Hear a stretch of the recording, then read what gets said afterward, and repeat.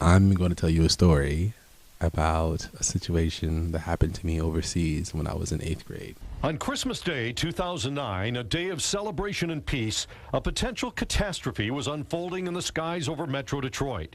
A Nigerian-born suicide bomber, Umar Farouk Abdulmutallab, was preparing to take down a flight from Amsterdam with explosives hidden in his underwear. He'd been instructed to detonate the bomb over a populated area. My mom had got a fellowship at the University of London, and she took me with her overseas.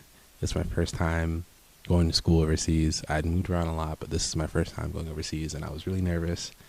At first, I didn't want to go. I wanted to stay and play football, of all sports, because I was really serious about it at the time. We flew over.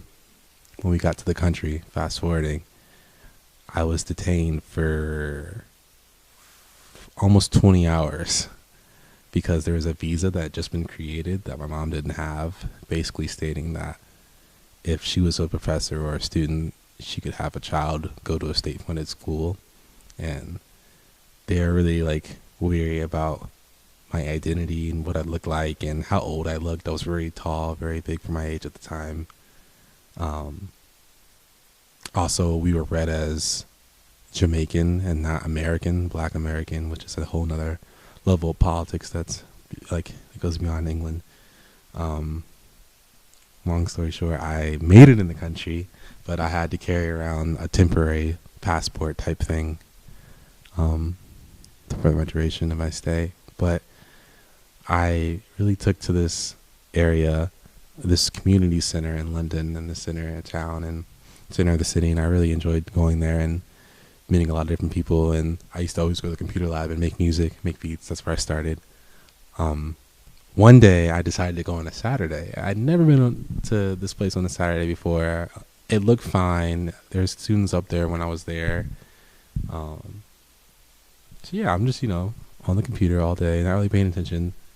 And then after a few hours, I look up, I'm like, it's really quiet here. I look up and I'm like, there's no one here. There's no one to be found.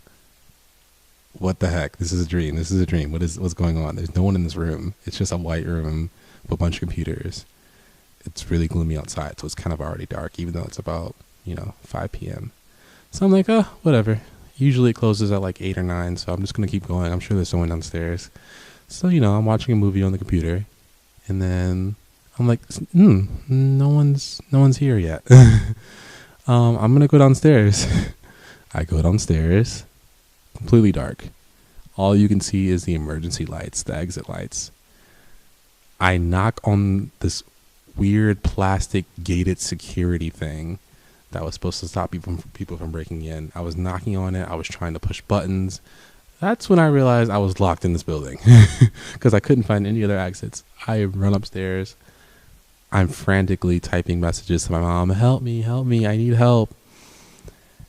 And I'm like, how do I get out of here? Like the windows are barred, everything. So I'm like, Malik, just go back downstairs. Mind you, it's getting really dark and I'm afraid of the dark. I'm like, I'm scared. So I go down there. I don't know what's going on. I just saw a scary movie. That's what I was watching on the computer. And then I keep trying to find my way through the dark, and I push this button I thought would open the door out of nowhere. And I'm just like, what did you do? The whole building is just erupting in this like frantic emergency like fire alarm thing. So I run upstairs. I'm like, shit. I'm like, I type my mom. I'm like, Mom, I think I pulled the fire alarm, and I see all these trucks, all these like vans, police, all this stuff. I'm like, what if we get deported? What if it looks like I'm trying to break in and steal a bunch of equipment from this center? Like,